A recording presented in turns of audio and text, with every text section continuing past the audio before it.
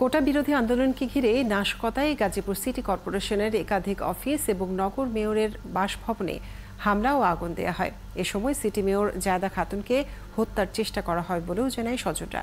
হামলা, ভাঙচুর ও অগ্নিসংযোগে সিটির অন্তত 50 কোটি টাকার ক্ষতি হয়েছে বলে দাবি নগর কর্তৃপক্ষের। ইকবাল আহমেদ সরকারি তথ্য ছবিতে প্রতিবেদন। কোটা বিরোধী আন্দোলনের সময় গত শনিবার গাজীপুর সিটির টঙ্গী ও বোর্ডবাজার জোনাল অফিস সহ আরো কয়েকটি অফিসে হামলা ও ভাঙচুর করা হয়, পুড়িয়ে দেওয়া হয় 20টি গাড়ি।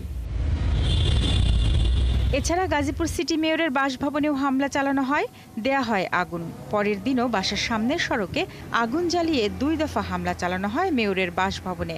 পরে পুলিশ মেয়র জায়দা খাতুনকে উদ্ধার করে। কিছু দুষ্কৃতী দুর্বৃত্তরা লুটপাটের উদ্দেশ্যে এবং তাদেরকে হত্যার উদ্দেশ্যে তাদের বাড়িতে ব্যাপক হামলা চালায়। সবকিছু ভাঙা তছনছ করে দিয়েছে, লাইসেন্সের গ্লাসগুলো ভাঙছে। মেয়রের সিটি কর্পোরেশনের যে ক্ষতি হয়েছে, আমরা মনে হয় না যে স্বাধীনতা যুদ্ধের পর আমাদের এত ক্ষয়ক্ষতি হয়েছে।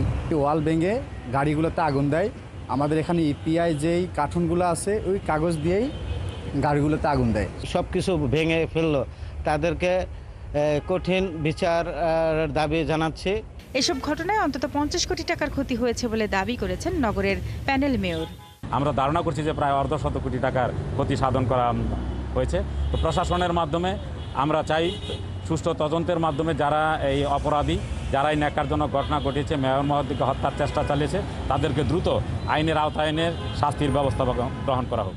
এর আগের দিন শুক্রবার রাজধানীতে আওয়ামী লীগের সমাবেশে যোগ দেওয়ার পথে উত্তরায় দুর্বৃত্তদের হামলায় গুরুতর জখম হন সাবেক মেয়র জাহাঙ্গীর আলম। এ সময় তার ব্যক্তিগত সহকারীকে হত্যা করে গাছে ঝুলিয়ে দেয় সন্ত্রাসীরা।